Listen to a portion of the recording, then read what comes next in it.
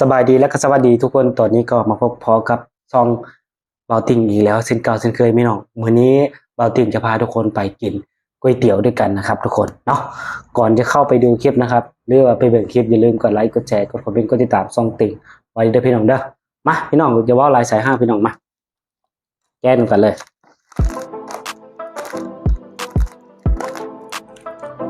มาใกล้เลย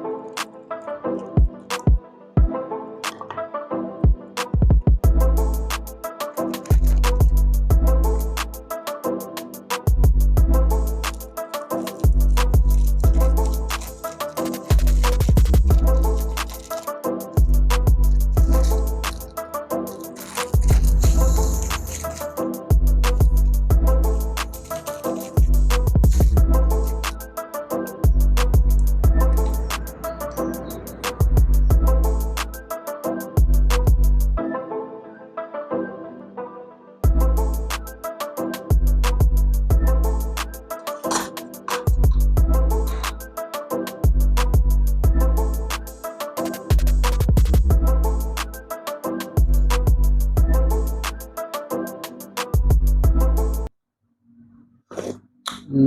มเอาจะคำก่อนพี่น้อง